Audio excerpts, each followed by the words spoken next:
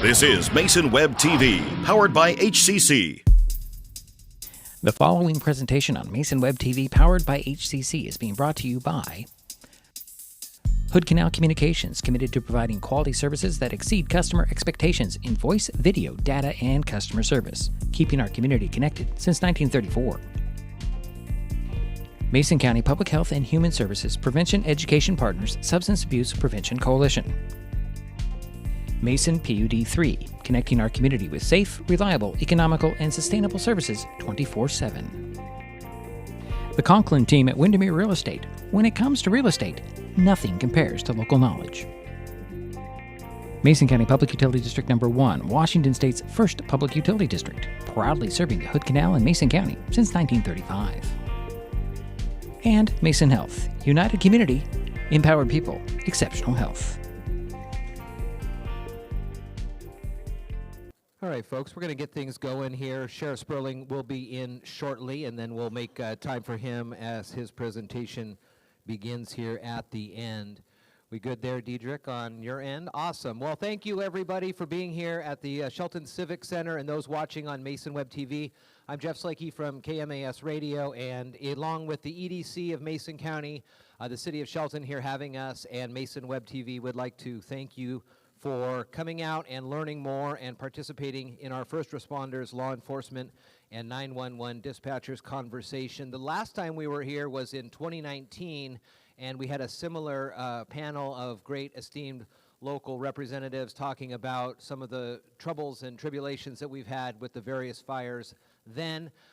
Since then, we've had more fires and more technological advancements that have really both helped and hindered in certain points. So we're going to get through all of those here tonight. We have print materials in the back along with some refreshments if you wish, and also we'll have this recorded for you to go back and watch and share about everywhere else, thanks to Mason Web and Hood Canal Communications.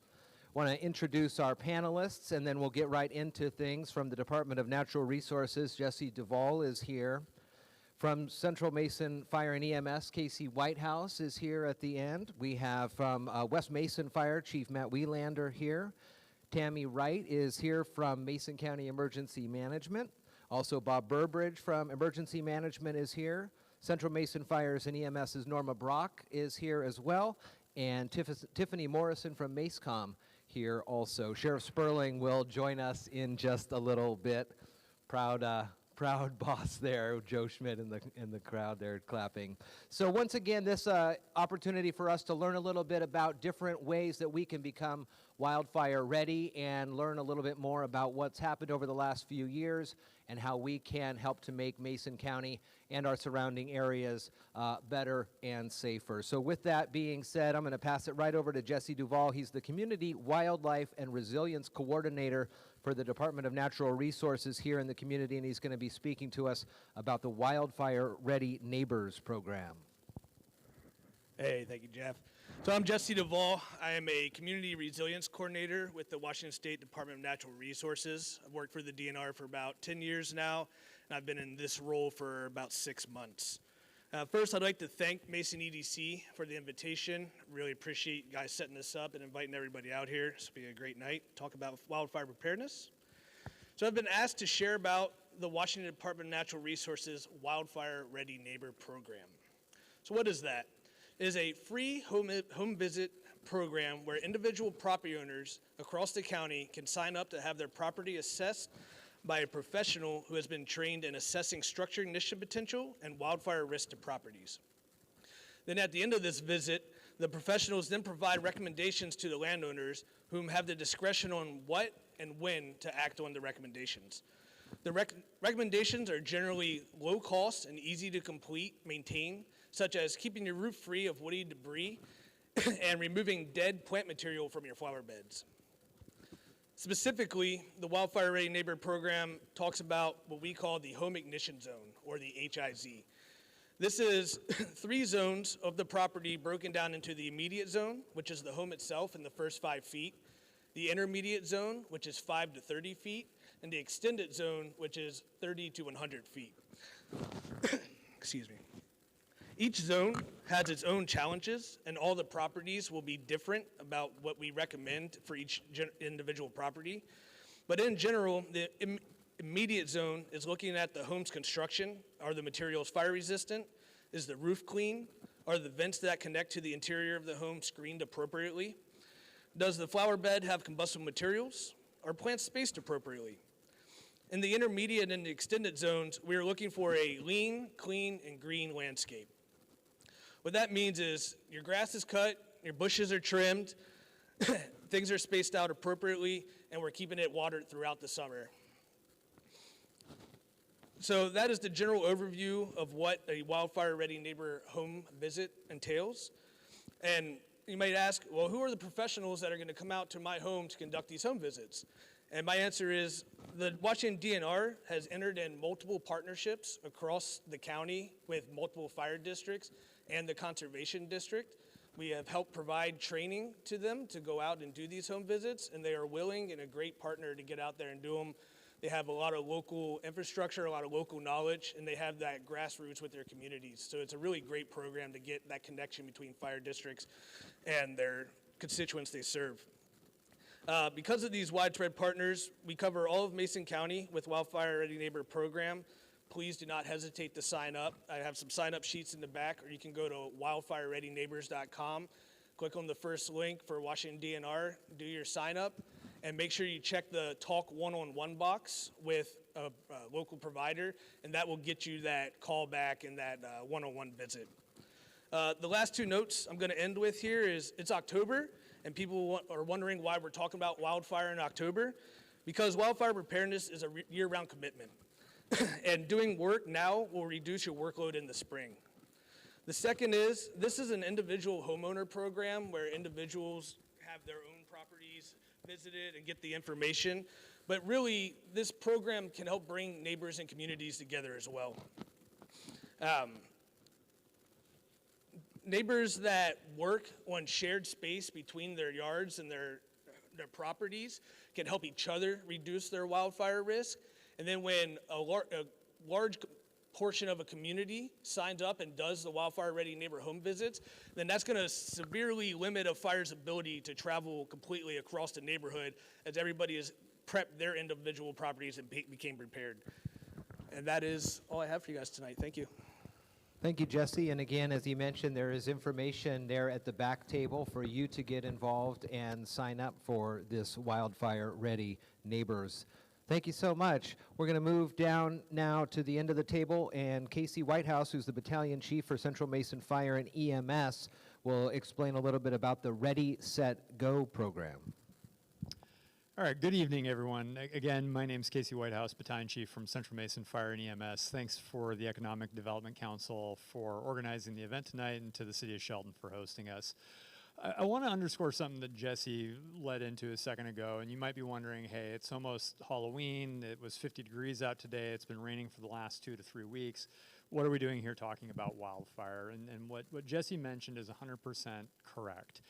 That the scope of work that needs to be done at a landscape level and what we want folks thinking about from an individual property owner or resident standpoint, from an individual risk reduction perspective, as well as individual preparedness, takes a lot of time and effort. It's something that we want you guys to be thinking about year-round, because our fire season here in Western Washington can follow some unusual patterns, and it's not uncommon for us to have a fire season that starts earlier than normal, like in April or May, or for it to run late and to go into October and perhaps even later, depending on what those weather patterns look like.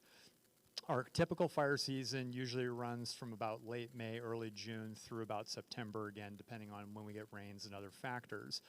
And one of the things that, again, I really want to convey to everybody here is understanding what our wildfire risk in Mason County looks like. Again, I think that there's a lot of misconceptions about our wildfire risk in Mason County because people see a lush green conifer forest and they think that it's not all that susceptible to fire when in fact it is. When you look at the historical record for Mason County and for the Olympic Peninsula, large, costly wildfires are actually more common than you might think. And that becomes more challenging now with where we are, you know, as we see population growth within Mason County. We see more development in what we call the wildland-urban interface. We see in more urban areas, like within the city of Shelton and in that growth management area, denser homes that are also adjacent to wildlands, and that really changes our risk profile here for Mason County and affects how we do our planning efforts, but also what we communicate with the public as far as what we need to be able to be more effective to do our jobs in the event of a wildfire incident. Again, you know, we get large, costly wildfires here in Mason County. We have had incidents that have burned homes down or created economic impact to property owners, to the timber companies, et cetera. And so it's really important to take proactive measures now and throughout the year to reduce that risk from both an individual property level, but also from a community level as well, because the things that you do impact your neighbor and vice versa. The other thing that I want to really emphasize to everybody too that's important to understand about when we get a wildfire event, depending on what the size and scope of that incident is, chances are, depending on what fire district you live in, and again, this is pretty universal throughout Mason County, we're not going to have the ability to park a fire truck in every driveway.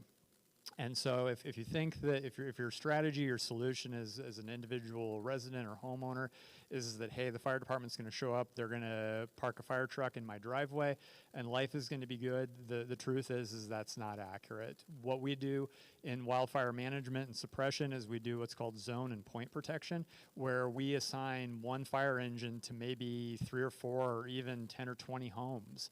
And that's a lot of work for one person to do. So the more that, again, individual property owners can do to reduce their risk makes that effort when we get a wildfire event more effective. So let's talk about what that means, again, from an individual property standpoint and, again, a community scale. And this is bridge a couple of the things that Jesse was talking about a moment ago with wildfire ready neighbors and what Chief Whelander is going to talk about here in a minute related to evacuation planning, because these things all go hand in hand to make for, again, a more effective response on our end, a safer community, and, you know, for us to be able to be more effective in protecting your property.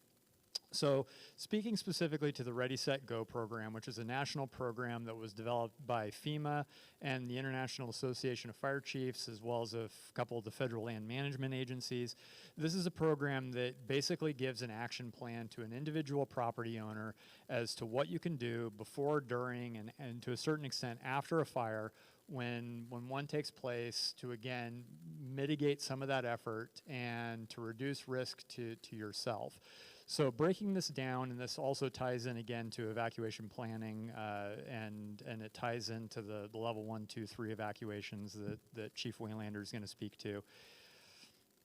When we're talking about the ready phase, we're talking about individual efforts that you're taking, you know, either again with yourself as an individual property owner, or perhaps if you live in a community where there's a homeowners association or some other kind of community group where you can take some actions to be able to prepare before a wildfire happens, or maybe during the initial phases where there's not, during a wildfire event where there's not an immediate threat.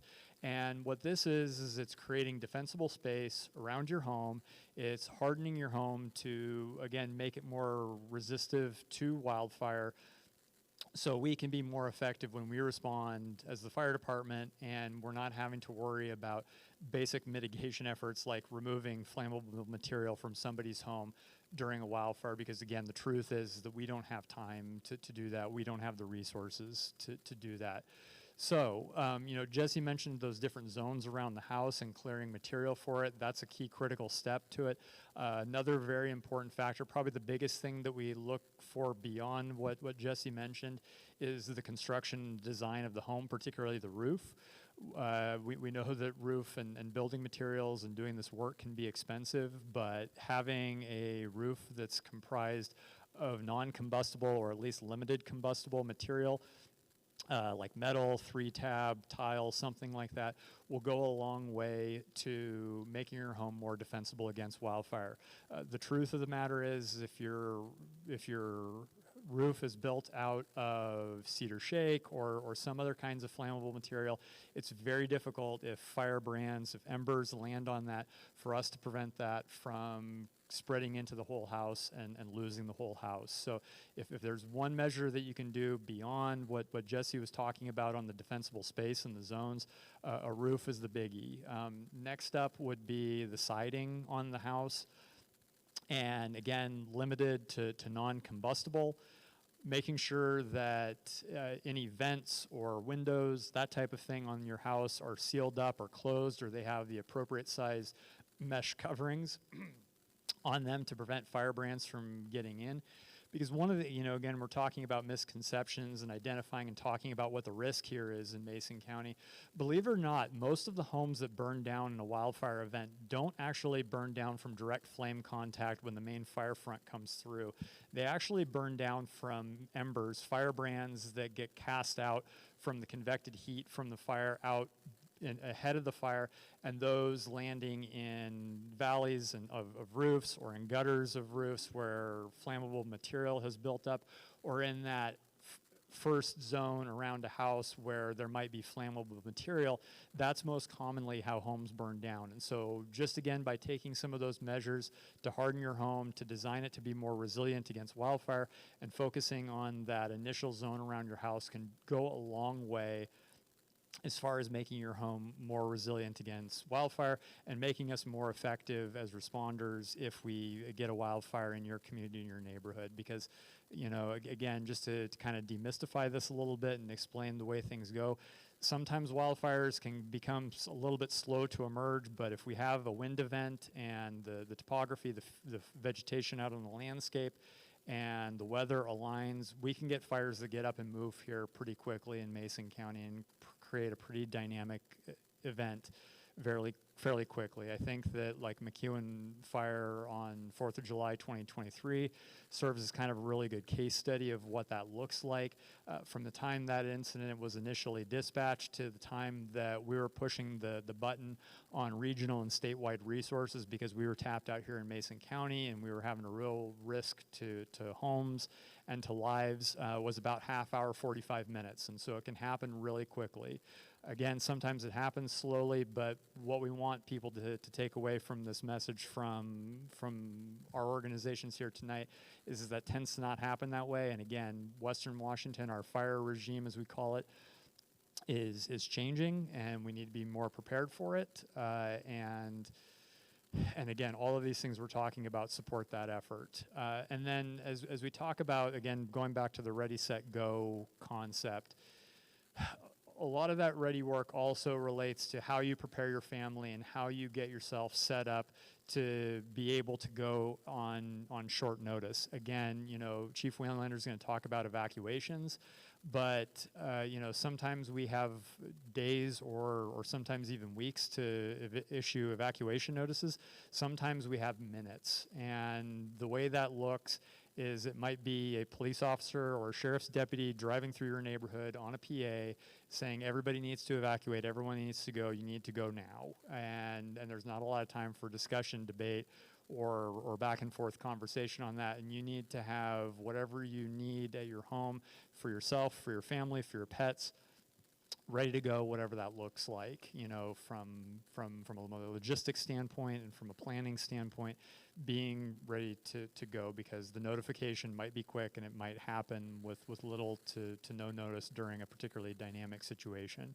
As we start getting into the set phase, that bridges some of those, again, concepts of having yourself and your family ready to go. We always recommend people having, particularly again during the heart of fire season, have, whether it's Rubbermaid totes or a go bag ready to go where you can load it up into the back of your vehicle and get moving. We also know that one of the biggest challenges that we face as first responders and as incident commanders is that folks don't often want to leave when if they got animals there, particularly livestock, larger animals. And so having a plan for those ahead of time, there's a few programs out there like the Disaster Animal Rescue Team that can provide some support, but it's really on the individual property owner, the individual resident to take measures to be able to plan ahead for that. And then I don't want to get too much into the go part of Ready, Set, Go, because that's more what Chief Wielander is going to speak to. But again, the thing that we want you guys, from again, a community standpoint as it relates to the fire district's roles and responsibilities, and what we're really trying to convey here is to recognize what the risk profile is in Mason County. We have high fire danger here in Mason County. We have days we experience throughout the summer months where we have critical fire weather and have the potential for large, costly fires that can impact both people and property. And the work that needs to take place needs to happen at both an individual property level and at a community level in order for it to be efficient, to make our response safe and efficient, and to, again, kind of work collaboratively with one another to reduce that risk in the event we get a wildfire.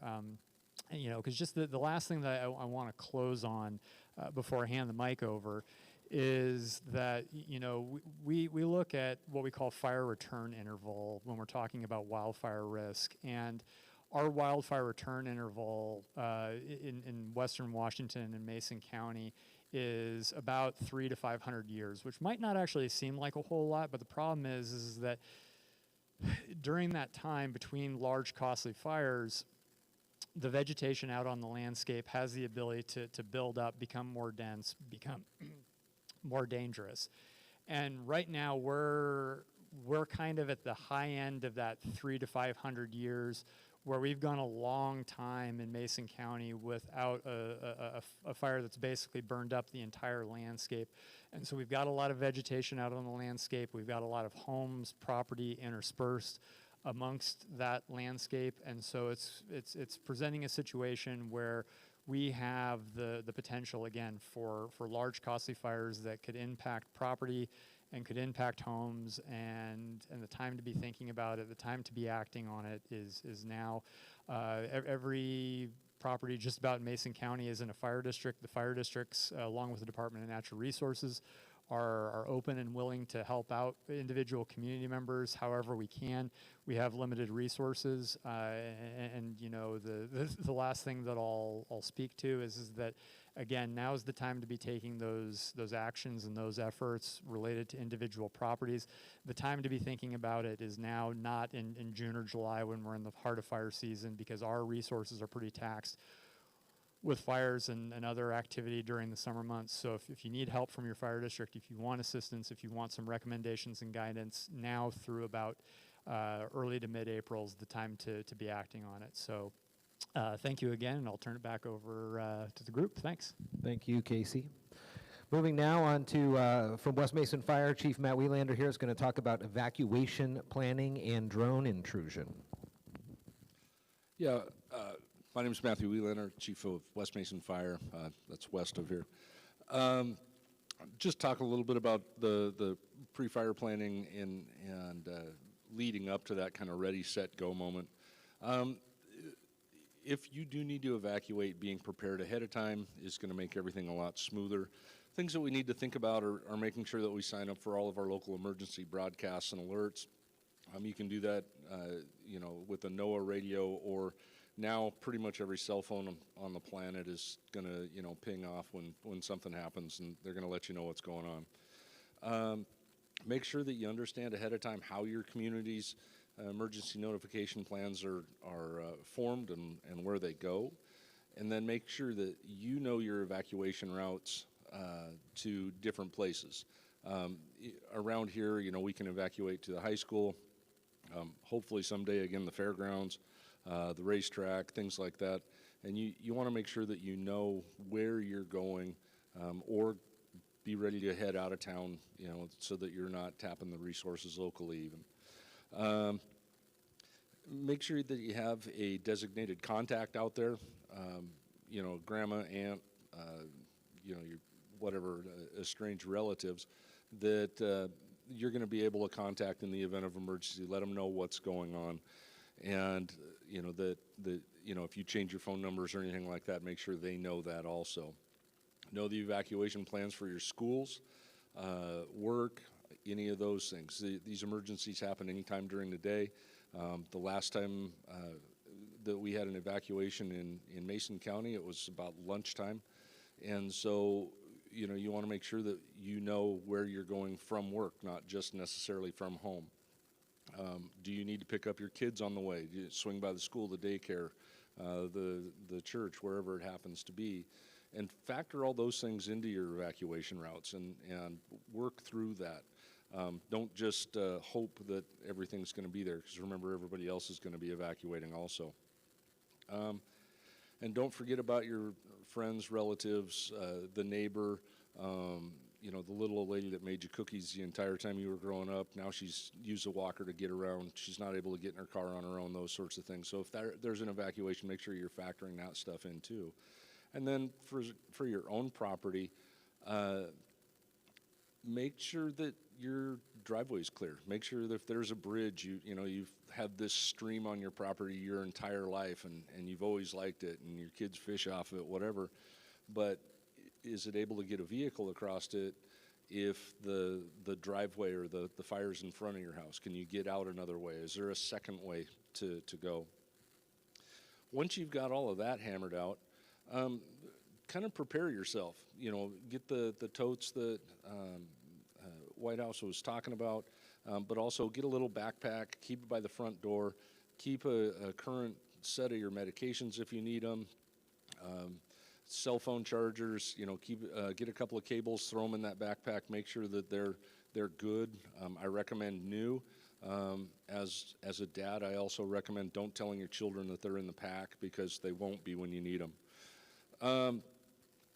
Make sure you back your vehicles in to your driveway. There's nothing worse than being in a hurry. You're not looking around. You back into the garbage can, the gate post, the whatever, on your way out when you're in a hurry. And keep your gas tanks half full. Everybody is going to be looking for gas, and you don't want to be one of the many that weren't prepared. They parked it on E. They made it home. They were happy with that. But in an emergency, you don't want to be waiting in line at the gas station. Okay. On your pre-fire stuff, practice it once in a while. You can make it a game, you can make it a date night, you can make it whatever. Tell your kids that we're going out to dinner, and take them to the place out of town that you had planned on. Every now and then, randomly call the relative, estranged or otherwise, that is that emergency contact, and make sure that they're going to pick up the phone. Practice some of this stuff and make sure that you can. If you have a trailer, boat, livestock, or otherwise, that you plan on evacuating, don't take the boat, but you're going to have horses, cows, things like that. Make sure you can back it up, hook it up. If a fire's coming during your ready phase, back the trailer up to the corral so the gate opens in and you can load your trailer quickly. I've been on fire events where the horses are spooked and they either can't get them loaded, or once they get in, they lose their footing, and it's a very dangerous situation to be fighting a horse inside a trailer. There's not a lot of room anyways. So do those things. When somebody wants to take your new truck out and you've got a trailer, tell them they've got to be able to back the trailer up and make sport out of that too. Do what you can to incentivize the learning how to do these things.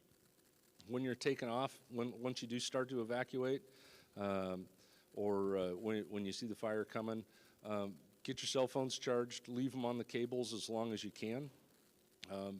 Be watching for the local fire conditions, get your head on a swivel, see where the smoke's coming from, maybe pay attention to the wind, look for, local weather forecasts. My cell phone actually gives me probably as accurate as anything as far as, point weather. And then when you are told to go, that's the best time to go. Don't wait around. Don't be the last one down the road. It's better to be first than last on this sort of thing. The early bird gets the worm, as it were. And so once you're told to go, get moving. Drive that practice route that you've had, but make sure you have a map in your car. Not everybody knows 10 ways to or from anything. If you're in Matlock and you need to evacuate to the east, you don't know if you need to take the high road or the low road or the back road. You know, are you taking Satsupco Qualm? Are you taking Shelton Matlock? Are you running down into Brady? What are you doing? So make sure that you know those things. Okay. Keep your windows up. Keep your air conditioning on, and keep your the HVAC system in your car on recirculate so it's not sucking smoke in. You get embers into your heating system and things like that. So, and then continue to listen to the news. I know everybody, you're going to want to turn it on to your favorite radio station and rock out as you're evacuating, but find a news station and figure out how you can keep those updates coming. As soon as you get where you're going, call your contact. Make sure that they know you're safe. And start looking for, you know, ways to stay informed, and don't return until you're told to. There's a great deal of frustration in having people come back into an area where you've evacuated, or you're trying to do fire control, or you've got engines and people running around. We've got work to do. I promise we're going to protect your stuff as best as possible, but if you come through and drive over our fire hose and it breaks and we lose your house because of that, we're going to feel terrible, but ultimately that was you.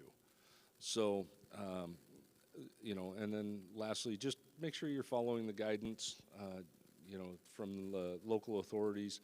They generally have meetings with the public information officer that Norma's going to talk about here in a little bit. Stay abreast of all of that stuff. All right. And then that takes me to the last the 5 Ps, just as a quick thing.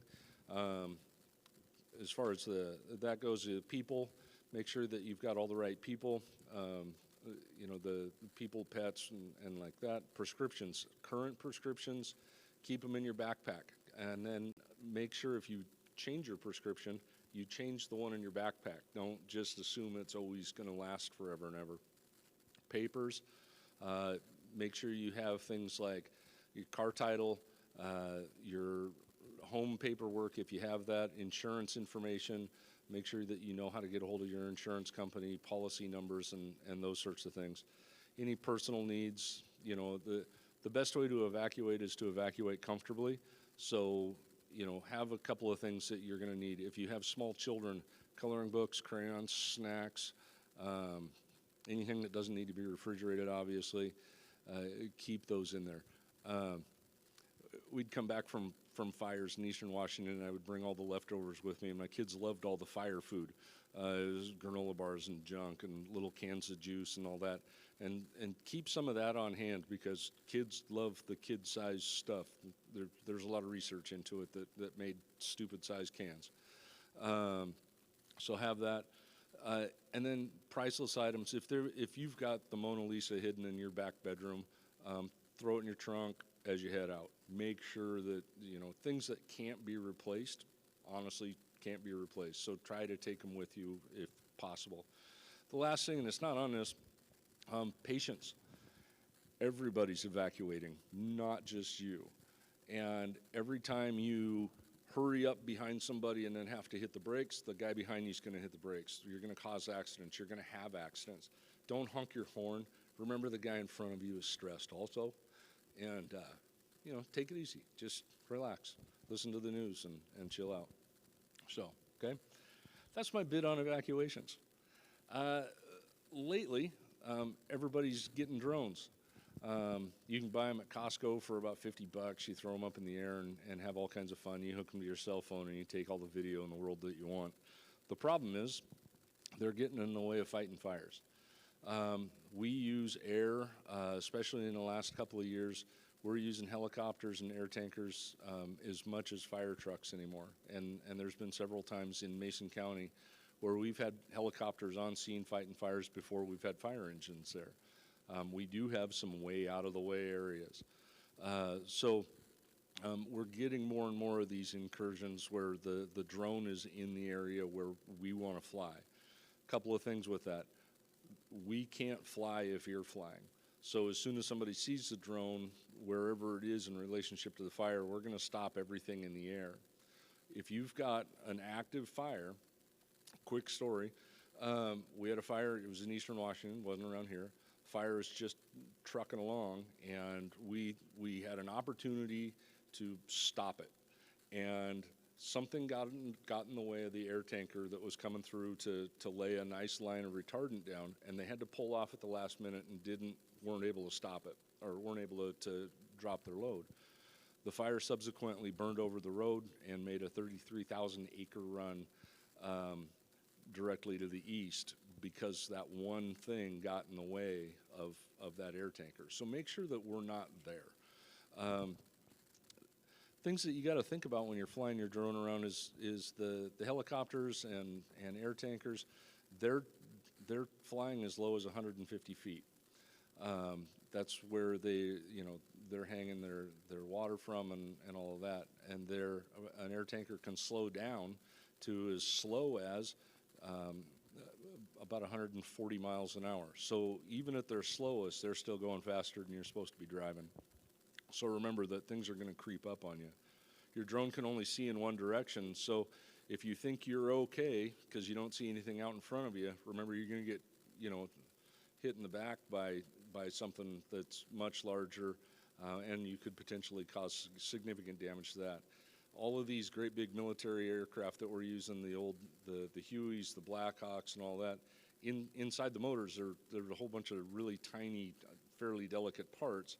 And if you suck a drone into a turbine, you could potentially cause a crash of an aircraft. So we don't want that going on either. They can get sucked in. It is if you're on flying a drone in a fire area or around property that's protected by the Bureau of Land Management under CFR 43. I won't bug you with all the numbers, but it is a punishable offense. You can be given a fine on the site by law enforcement, and you can have an appearance mandated thing where you got to go and show up in front of a judge, and they'll scold you. The big thing really is if you're flying your drone, we can't fly our stuff. Your drone's not going to communicate with them. There's no way to talk to them. They're flying on weird frequencies that we don't have any access to. So just if you want to fly your drone around a fire, just don't. Find the news. There's going to be plenty of footage out there. Our public information officers are really good about using our drone footage that you're going to get to put it on, Facebook, Snapchat, whatever it is that you're following these days. And so just keep your drones out of the way. Take your toys, take them home. All right, that's all I have. Well, thank you very much. Up next from Mason County Emergency Management, we're going to hear from both Tammy Wright and Bob Burbridge. Tammy's going to talk about the Code Red Emergency Notification System, and Bob's going to talk about the Community Emergency Response Team. Good afternoon, everybody. Again, I'm Tammy Wright from Mason County Emergency Management. I'd like to thank Karin with Economic Development for organizing this and inviting all of us here, and the City of Shelton for hosting, and all of you guys for taking your time to come and learn about fires and some of the things you can do to help protect yourself. We are fortunate enough to have some grant funding that we can purchase this mass notification system, and it's called Code Red. Anybody can sign up. It's free.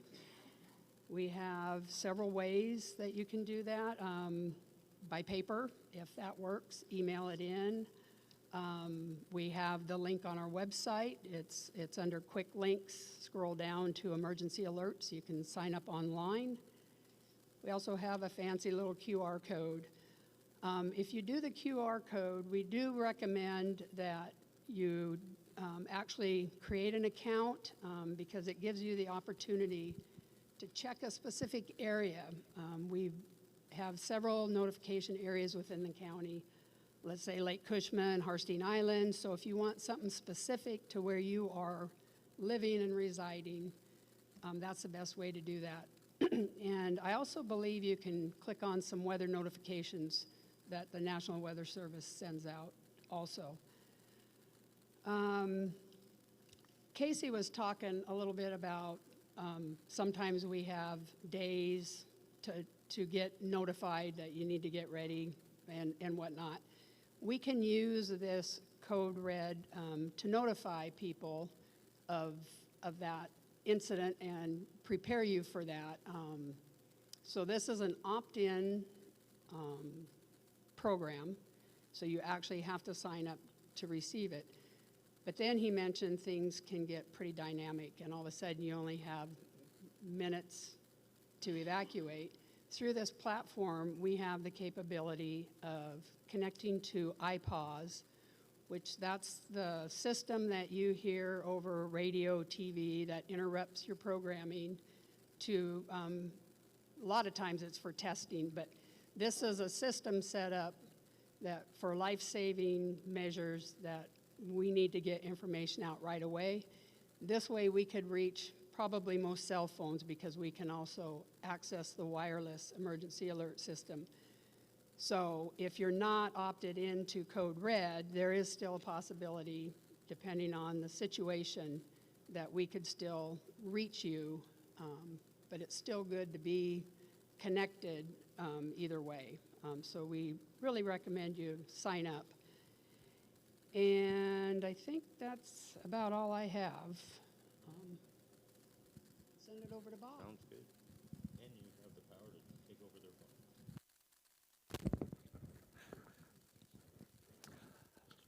So I'm going to talk about CERT, which is Community Emergency Response Team. And I'm going to come back around full circle. But something that's important to me, mental health and wellness. Are there any New York Yankee fans in the audience or on Mason Web TV? If you have friends or family that are New York Yankees fans, reach out, give them a call. They may need some support. And as an event planner, I plan on a sweep and enjoying the rest of the evening.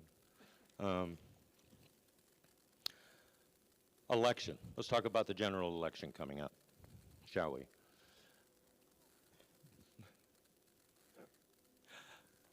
Before the primary election, I want to share with the audience and the public the amount of planning that has gone in. I compliment the auditor and his election staff, Sheriff Sperling and your high-ranking deputies.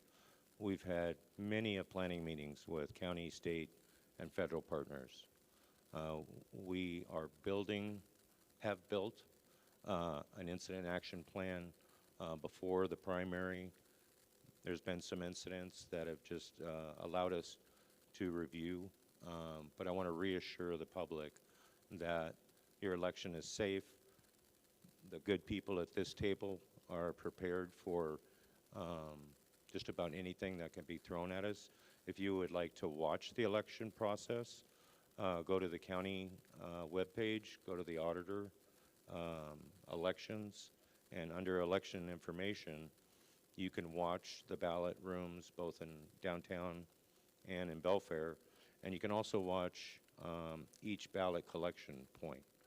So there are a plethora of cameras and lots of eyes and lots of professional people that are going to maintain safety during this election, and I just appreciate the dozens of hours that has gone into the planning to make sure that this public is safe. I want to thank the County Commission Board. They are a huge supporter of CERT. We are pretty good at writing grants and getting money, and CERT was energized before COVID. COVID destroyed a lot of programs and reduced the involvement. We're pretty much past COVID, and the CERT members have returned. The recruitment is ongoing. We have 4 strong CERT groups in the county: Harstein, Pickering, and Agate area, Timber Lakes, and the whole west side of the Hood Canal. We have our next CERT basic class, and what a basic class looks like is 2 Friday nights and 2 all-day Saturdays. And we kind of give you the horizon of a lot of different information: organization, the National Incident Management System, medical care, fire suppression, rescue. So we give you a lot of the horizon, but we don't do a deep dive into specific subjects because there's advanced training after that. Now, what can CERT do for this county? It can be the second responders to help evacuation routes or help the fire service, help law enforcement. This weekend and Monday and Tuesday, CERT volunteers are coming into Emergency Management's Emergency Operations Center, and they're going to be staffing the Operations Center, monitoring what's going on in the county. And it always comes with paperwork, but that's part of the training too.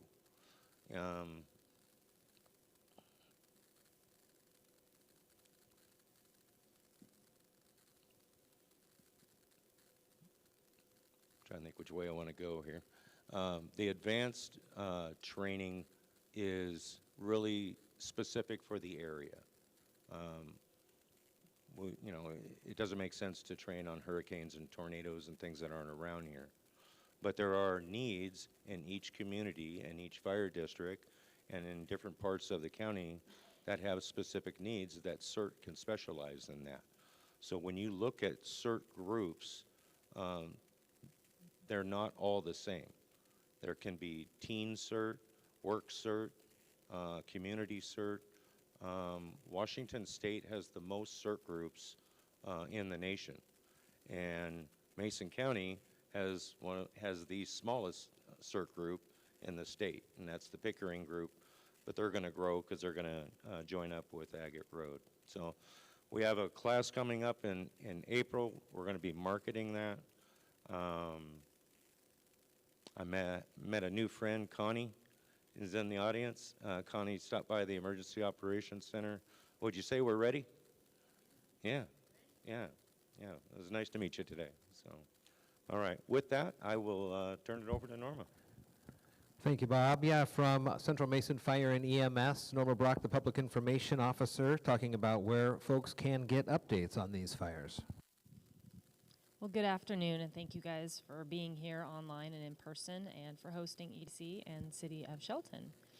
So information is very important, both to those who are experiencing the emergency as well as those who are watching the emergency, wondering about their friends, family, and people who are affected. We want to make sure that we provide good information here in the county as well as elsewhere. Mason County has an all-hazard page on Facebook. That's probably one of our first go-tos because it crosses all the boundaries of the fire districts, the sheriff's office, and covers the entirety of the area, depending on whatever the incident is, whether it is a wildfire or a flood or anything else going on. Sheriff's Office Facebook page is a very active page and a very trusted page, so that's a great spot to be looking. They have several people who maintain that, and it's very good and easy to find and follow. Here in Mason County, we have 9 different fire districts, and each of those entities operates separately from each other, but yet we partner together. Of those 9, there are 8 that have their own Facebook pages, so if there is an incident specific within a fire district, such as my district, Central Mason, we have our own page we would push information out on, and other agencies would tend to share. Of those 9, each and every one of them has a website. Websites are great places to find information. The challenge with a website is it's not an instantaneous. You don't typically respond with updates on a website from the field. You would typically use social media for that. It's just a quicker and easier way to outreach. A lot of people have it on their phones. People can watch across the country on it. There are, here in Mason County as well as everywhere else, several unofficial sites that share information and put information out. Some of those are really great. Just remember those aren't official sites. So if you're looking for formal, true, official information, you're going to be looking for one of the official fire department or county sites to be following to gather that information. When we have larger incidents, such as the Maple Fire we had back in 2018, we bring in what's called an incident management team, and they'll come in and help to manage what's occurring on that fire or even larger event. They're using them down for the Helena and the two different hurricanes going on down south. They would typically have their own Facebook page. We could have them post on our Facebook page, or in some instances, they may start their own Facebook specific to the incident.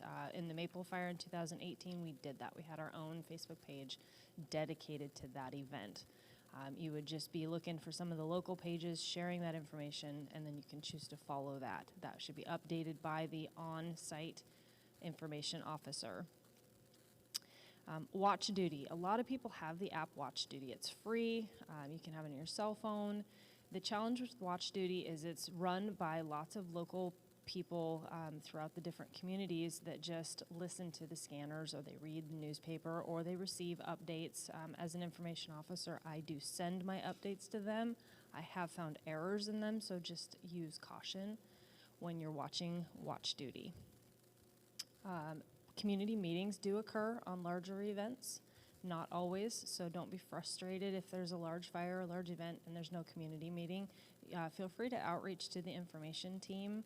The larger the event, the bigger the team, and we're always happy to answer questions and work with people so they feel comfortable with the information they're receiving and they're getting all their questions answered.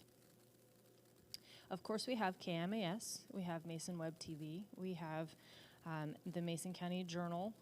They are just a plethora of information. We work really closely with them during incidents to make sure that they have the most accurate and up-to-date information. Some of our larger TV stations out of Seattle or bigger newspapers, whatever, they're going to come around when the event is first starting, when the event is large, and they're going to put that information out. It's good information, but as the interest dies down, they are going to leave, and our locals are going to stay. So I encourage you to continue to watch KMAS and watch Mason Web TV and reading the Journal. They are truly our community locals that are going to stay with us through the bitter end. I do want to put in a plug for 911. 911 is a fantastic resource. It is not an information resource. Don't call them for information, call them for emergencies. When our crews are out on scene working on an event, when they're first responding to this event, of course it takes time to get there. It takes time for them to realize this is a large event. Sometimes I get called, sometimes I just hear on my pager and respond. But it takes time to get there, it takes time to gather the information, and it takes time to know what to share. So if an incident is first evolving and you're not hearing anything, please have patience with us. We do not want to put out inaccurate information. We want to make sure that what we're sharing is truly what's happening so that you can be aware. We're also going to partner with the incident command team or the local fire chiefs or whoever is running the incident on Ready, Set, Go to make sure that if we need to be putting out warnings, we're talking to the sheriff's office, and these decisions are being made, and we're not putting out wrong information telling you to not go when you should or go when you don't have to. We don't want to scare anybody. We want to be accurate. Other than that, just be sure that you are aware of how to find information. Go out in advance and look for these different Facebook pages, look for these different websites. Make sure you're familiar with what fire district you live in and where the boundaries are, and get connected early. And then be sure that you are sharing that information that is true and factual, not just somebody's aunt or cousin or somebody's post that says, oh my gosh, XYZ happened. We don't know if that's true. So if you're going to share information, please share formal and official information. That's all I have. Thank you, Norma. Up next is Tiffany Morrison, who is a public safety telecommunicator for MACECOM here, talking a little bit about knowing when to call 911 and when to call non-emergency. Thank you, Jeff. Thank you, Karin, for inviting us. I think this is the first time MACECOM got the extent of the invitation. Appreciate it. We do get a lot of 911 calls for things that are not emergencies. We do have a 10-digit business line. It is, ready, 360-4 426-4441. It is staffed 24/7. We answer the phone. It's not automated yet. And we would be happy to take your call. 911 in the fire service, we reserve those calls for an active fire. If we're reporting a fire in a building, obviously a structure fire, if people are running and screaming, not if they're just out back roasting marshmallows. If there's a fire in a vehicle, if it's threatening a structure, if there's an outdoor fire that's out of control, not one that's under control, you can call that in on our business line. That number, again, is 360-426-4441. 24/7, every day of the year. We are right there to answer that phone.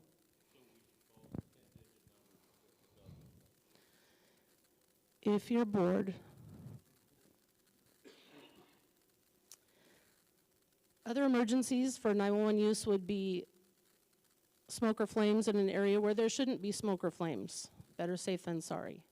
Don't be a Karen and call 911 on your neighbor who's enjoying a barbecue or an outdoor burn. Just call the business line if you don't think it's being attended or if it's at risk. Also be aware there's a lot of propane barbecues and fireplace units. We get a lot of calls of fires, and those are usually legal unless it states that they can't have propane fires, but usually they can. Hazardous material spills, definitely a 911 incident, can leak into our streams, our fish streams, and our natural resources. Don't approach if it's not safe. Gas leaks, natural gas or propane or regular gasoline, even diesel, anything that could get into our fish streams. Any sheens on the water, we'll notify Department of Ecology. We'll have the fire department go out and check, get an assessment on it. Non-emergencies, if you're trying to get a hold of the fire department for some sort of you want them to test your fire alarms or replace batteries, all of the fire departments have their own phone number. You can check the 8 of the 9 websites, I think I heard Norma say, and you can call them directly. Of course, after hours, we're staffed 24/7. And that number is, for 911, 360-426-4441. Great number to have. Share it with all your friends and family and loved ones, 24/7. MAISCOM did have a Facebook page. We're in the process of getting it restored. We do have an Instagram, I heard, so you can check us out on Instagram. I don't have social media myself, so I'm not sure what's on there. But I hope it's public information, public knowledge, our business line number, the 4441 number. I don't have social media. Other business line calls, if I didn't say already, burning complaints if you're not sure they're in compliance with local regulations. A fire hazard that's not an active threat. And false fire alarms. We do get calls from businesses that we'll get a call from their alarm company. We can't cancel alarms. So instead of calling us on the business line, you can call your alarm company and just ask them to cancel us. There's code words involved, and we can't just cancel an alarm. We need it to go through your alarm company if that's the case. We will advise the fire department we got a call, but we don't have a way to verify who you are, so we leave that up to the alarm companies. Also, we get a lot of 911 calls about, as Norma stated, trying to check the status of incidents. It's not a good use for 911. We oftentimes have no clue. We just dispatch the units out, and we are sometimes asking the same questions you guys are. So feel free to call things like highway backups. If there's a traffic accident on the highway, call 511. They have the information, or check DOT's website. They're very good about putting up traffic closures. Please share our non-emergency number with everybody you love, all your family and friends. It's 360-426-4441. And really, that's all I have. Thank you. 44, 41. Thank you, Tiffany. Finally here tonight, Sheriff Ryan Sperling from the Mason County Sheriff's Department here talking a little bit about best practices for citizens to stay clear of an area so that these first responders can do their job.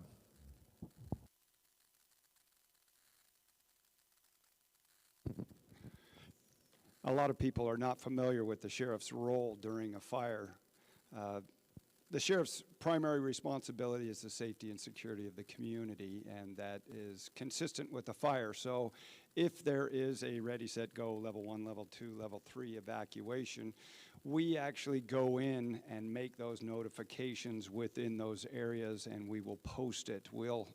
Like during the McEwen Prairie Fire, we knocked on every door in those neighborhoods. I went personally out Little Bear Lane, and as that fire was approaching that area, we made sure that everybody knew that the people that were loading up animals were loading them up into the proper type trailers, and they were getting them out of there. It was kind of an amazing thing to watch. People that don't even have animals out there come out with trailers and volunteer to move animals and to board them on their homes because they don't want to see the animals to get burned as well. And so that's one of the things that we do. A lot of people don't understand, though, we cannot remove an adult from an area if they own property there. If they're trespassing or committing a crime, that's a different ballgame. We can remove them. But if they own property there, we do not have the authority to remove them if they want to stay on their property, much like when the chief of the State Patrol met with the gentleman named Harry Truman at Spirit Lake the day before Mount St. Helens blew. He said, no, I'm not evacuating. This is my home. I'm staying here. We do have the ability to set up areas so that people can't enter in, but if they own property in that area and they have any kind of means to suppress the fire or animals that they need to get to, we will let them in. The ones that we can forcibly remove is minors, because if it's an immediate danger and there's minors on that property, we will remove them if we know about that. But adults, we do not. Make sure that you respect the areas, because when an area is set up as an evacuation area, that means that there's a lot of emergency personnel in that area and a lot of workers, and the roadways need to be clear so that they can get through. For example, on Little Bear Lane that one day, there were I believe there was at least 3 or 4 fire trucks on that first property ready for that fire to get that far. And if it's just a small dirt road, if it's blocked by people trying to load up animals and they don't understand that the fire trucks have to get back there, that's a real issue for accessibility by those emergency responders. So that's something to take into consideration. Another thing that comes up is civilians wanting to assist with the fire. That's going to be up to the incident commander and the fire department and those that are running those efforts. If you ever have an inkling that you would like to assist, contact your fire departments before that happens and get some training and get involved, whatever the circumstances are, before the fire happens. If they need more resources, they will announce it. And one thing to tag on to what Norma says, I've been a PIO for a lot of years for a couple different agencies, and one thing I'm not in a hurry to do is to give the wrong information, because it's terrible to give out the wrong information in emergencies. So we want to make sure we're giving the proper information, and sometimes that takes a little while. It's the same with where the fire is going, all that type of stuff. And we're going to take precautions when we're evacuating. We're going to make sure, considering the recommendations of the experts in fire and wildland fire, where the wind is blowing, how fast they feel is going, what is the moisture levels, all that stuff. And we take their recommendations and set up the evacuation areas. So that's how we all kind of play together during these type of situations. And I think that's about it for me. Great. Thank you, Ryan. Is there any questions out? Are we moving into the question and answer period? Anybody have questions out there? Yes, Tiana. What's the number one mistake that people make during these types of emergencies? This will be open to anybody there who would like to answer that. Yeah, again, kind of sticking with the theme of this evening, waiting too long before evacuating and thinking that they've got, again, hours or days before they have a problem and waiting too long to evacuate. And then the other thing that I would throw out there as well, maybe it's not a mistake that people make, but again, we're a geographically spread out county, and we're really reliant on the public to call these incidents in.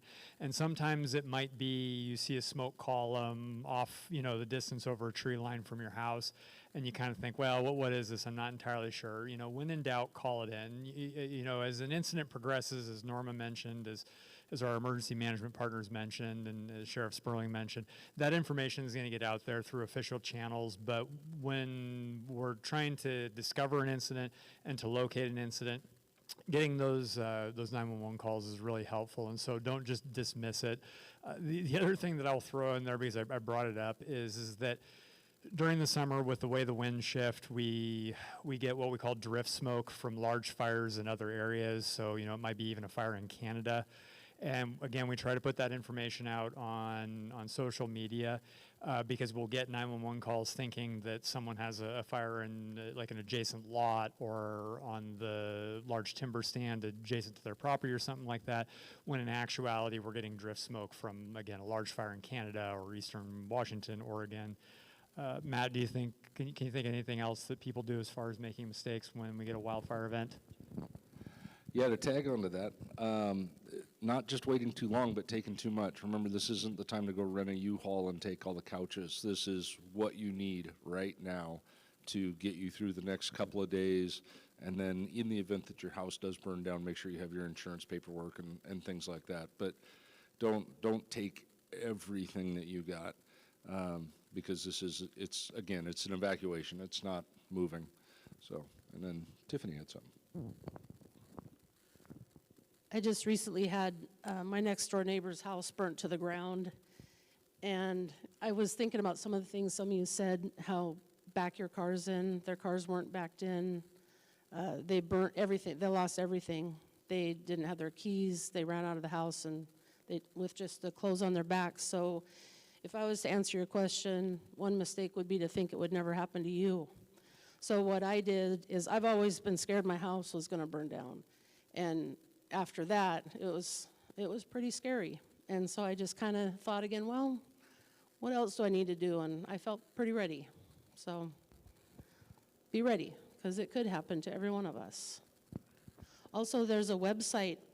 Someone spoke about Casey, the smoke coming down. People call 911, and it's the smoke coming from, this summer it was on the water, the West Coast, Copalis or somewhere. There's a website that can show where the fires are and the wind, where the wind's blowing. And that's a great resource to maybe check before you call. But if you're not sure, give us a call.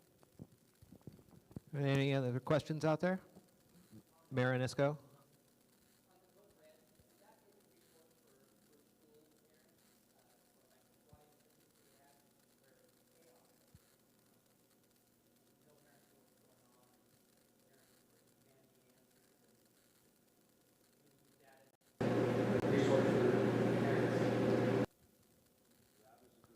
Question was about Code Red and how it can be used for other opportunities instead of fire.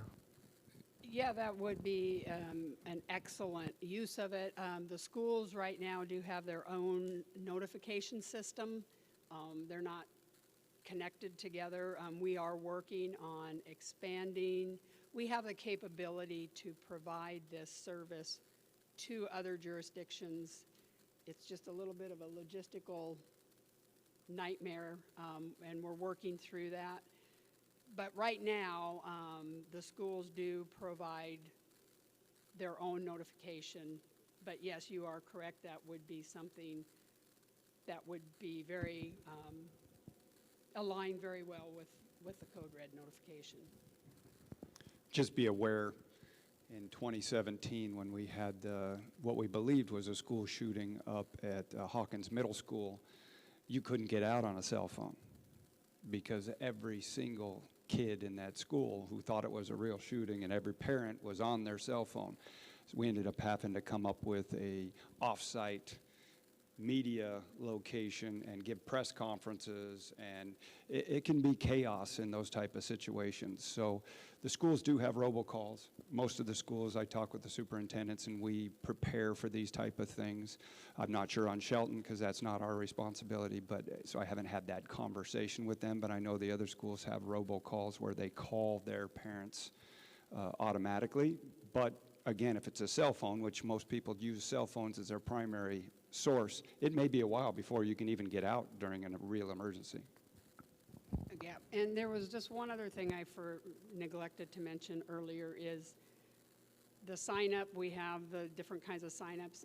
If anybody out there needs to sign up and can't do it any of the ways we have, feel free to call our office and we can sign you up directly over the phone if that's something that you need assistance with. So. Question up front here, yeah?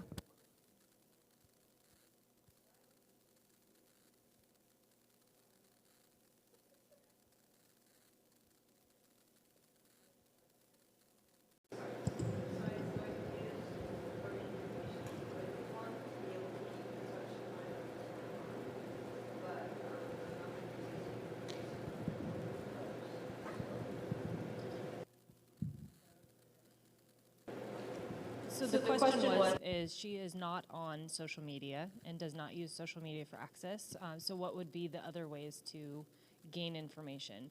I would tell you that most of the formal Facebook sites, you can still gather the information as if it was a website, so you can still read that same information that we are sharing. We, again, work closely with Mason Web TV, with KMAS, so they're putting information out on the radio for you to listen to. When an incident is up and coming, I usually work with all the big stations from Seattle. They come down or call me. I send them information, so they're putting it out on TV for you guys. And then, of course, the Journal. We do try to have an email set up right away, and we try to also set up a phone number so that there's different alternate ways to reach for information. Again, it takes time to set this stuff up, but we do understand that this community does have people that don't social media, they don't watch TV, they maybe don't have good internet, so we want to create a situation where you can outreach for information in all different types of ways. Another thing is if it's a fire or those type of things, we do everything we can to come and actually knock on every door. So that's the backup. Anything else out there? Yes, can I add one Yeah. more thing Oh, too? yeah. In a larger event, we will try to hold a community meeting. So if there is an event that's occurring out in Matlock, for example, as we're talking about Matlock, we might just do a little get-together at the local store outside or the school or something so that people can just walk on over or drive on over and listen in person and ask questions. We'll bring an operations person, we'll bring a sheriff, we'll bring the incident commander, an information officer, whomever is necessary to answer questions.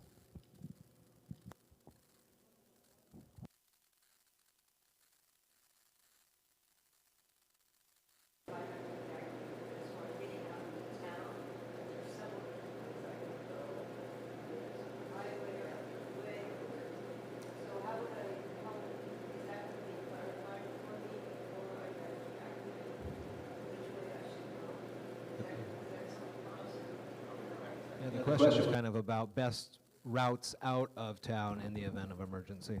So along with the code red is the ability where we send an emergency message and take over your cell phone. So like the amber alerts, the silver alerts. So if it's an evacuation alert, the information would be where the fire is, the direction, and safe travels. Anyone else out there? I have a couple of questions for the panel here. Tiffany, I'm going to start with you. You said that the non-emergency number 360-426-4441 was answered by a person, but what's the priority there? Like, if you're taking a lot of 911 calls, will it just ring and ring and ring, and then people will say, well, nobody's answering this, I'm going to call 911, or how does that work? That's a great question. We prioritize the calls. There may just be 2 people in there, so you give us a pursuit and a structure fire, and we're going to be short and quick on the phone, but we're going to check in with you, and we're going to put you on hold. Be patient with us. We get maxed out. You give us a good car wreck at Lynch and 101, everyone calls until the flashy lights get on scene, and we're overwhelmed quickly. So we'll be really short, but we get to every phone call. We answer every one. Very good. Jesse and Casey, these are kind of ones that you guys could probably tag team off a little bit here.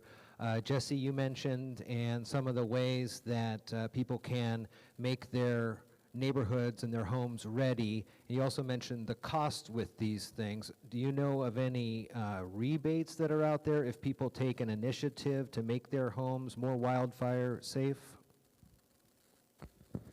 So, can't speak to insurance companies or any rebates along those lines, but the DNR does run a micro grant program that is aligned with FireWise USA, which is a national preparedness program. FireWise USA does not have any specific funding associated with it, and the DNR as a partner works with its FireWise USA communities, which are across the county. I believe there's 5 in Mason County right now. And we issue $4,000 micro grants to them in the early spring, which work to be completed by June. And that work is in the home ignition zone, preferably. And that's one way that we can help. Also, reaching out to the Mason Conservation District. They have a lot of different programs and grants they can help out with, and they're a really great resource in the county. Very good. And then can either of you, let's stick with you, Jesse, for a second. If we call you and you come out and assess our situation, are you looking for issues, or do you find people, or are you just there to help? So my job is a coordinator. So my job is to coordinate when people sign up for a home visit. I coordinate with the district that they live in if I have an active agreement in that district with them. And then that district will be prioritized to send a firefighter or staff member out to do the home visit.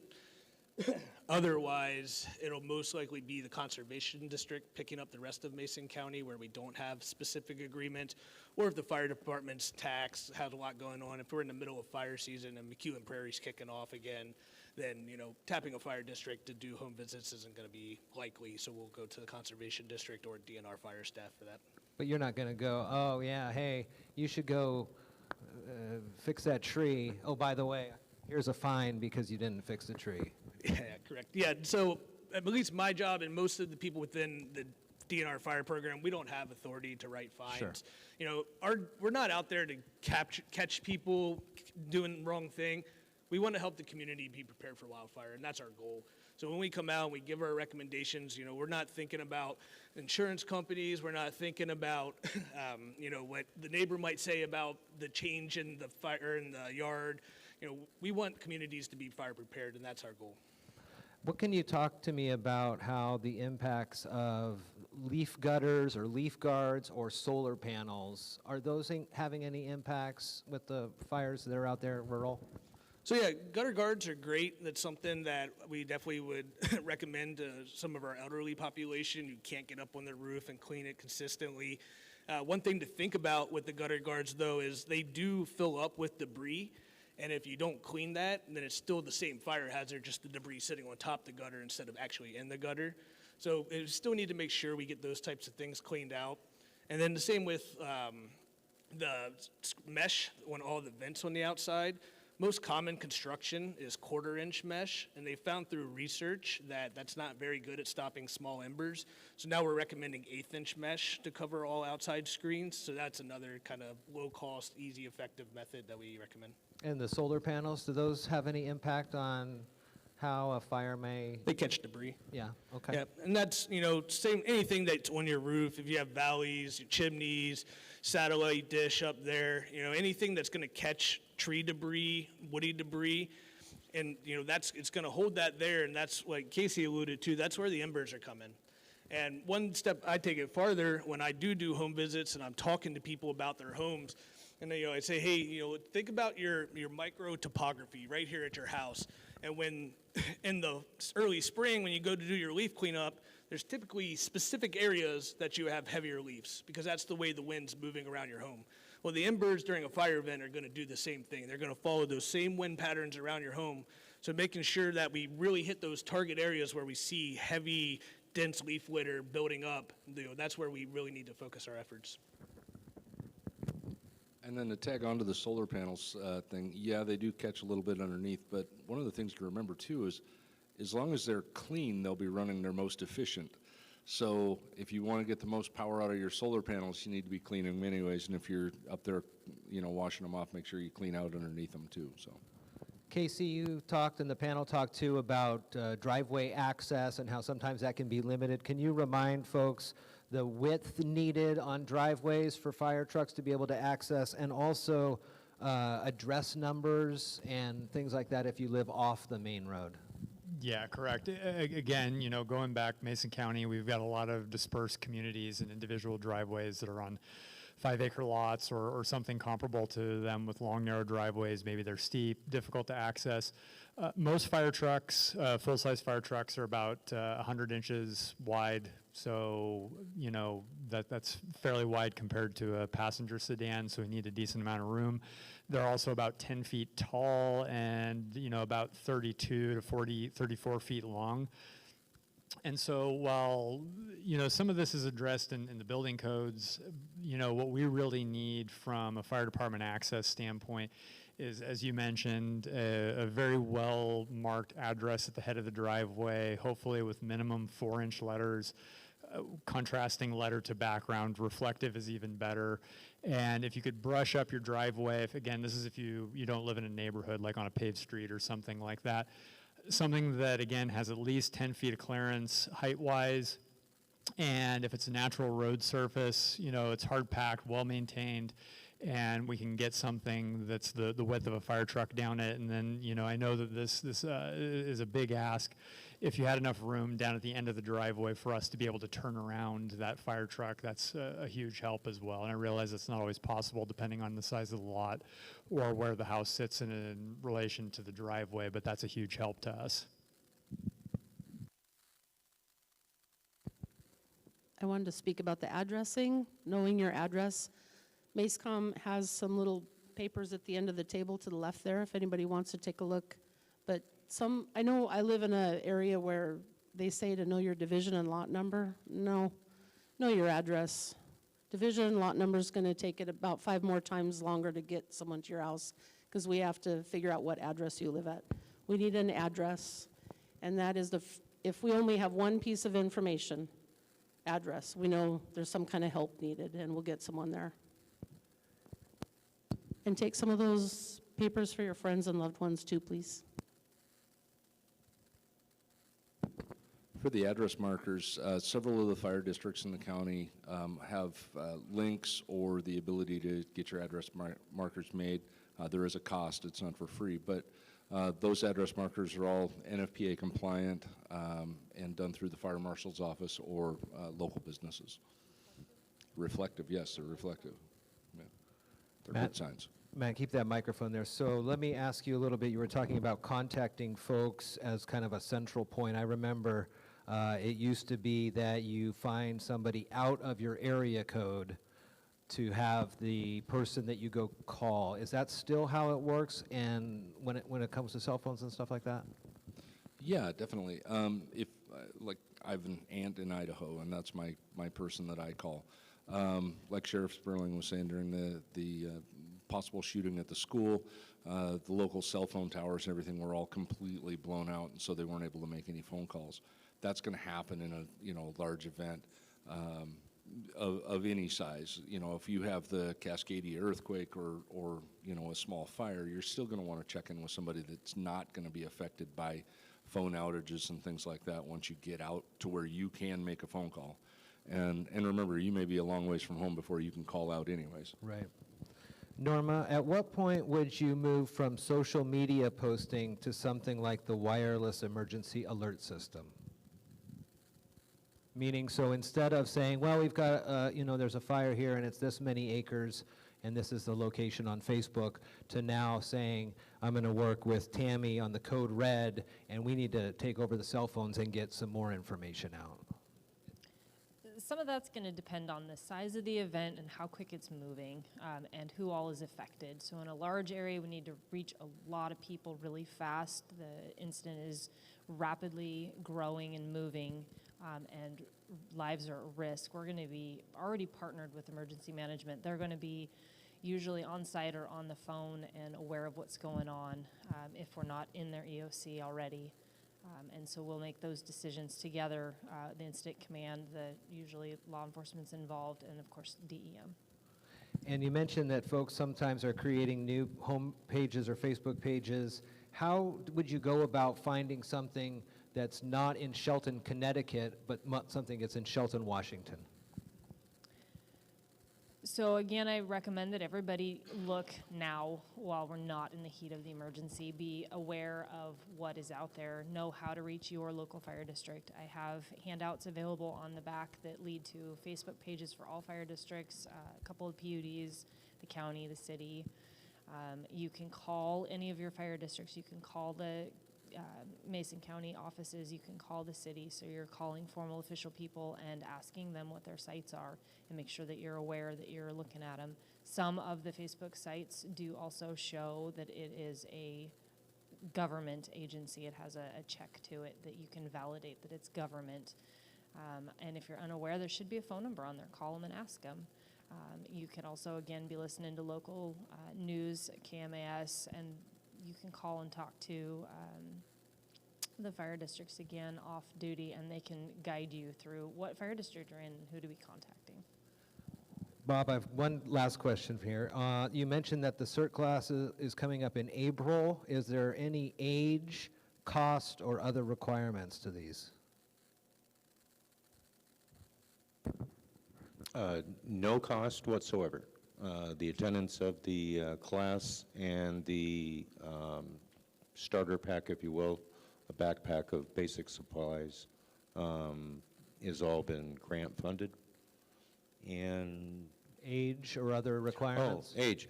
So out of, and I'll give credit to our Pickering group, Susan Cook is very passionate, and we have met with a few schools. Her passion is to get CERT into the schools. Elementary age is a little bit tough. We'd like to start at 16, but the high school was very interested. We've talked with North Mason as well. They're very interested. So on our side of the planet, it's all about planning ahead. So 16 is really the minimum age, but we can go younger in a teen CERT that doesn't receive a federal certification. Well, again, I want to thank everybody here in attendance. I want to thank Mason Web TV. I want to thank the panelists here, Jesse Duvall, Casey Whitehouse, Chief Matthew Wielander, Tammy Wright, Bob Burbridge, Norma Brock, Tiffany Morrison, and Sheriff Sperling. Also want to thank the folks here at the Civic Center for keeping the lights on for us up until the time we're out of here. Green Diamond, Sierra Pacific, and Central Mason Fire. You will be able to watch this again and share it with your friends through Mason Web TV powered by HCC. And again, thank you so much, and thank you for your time, everybody.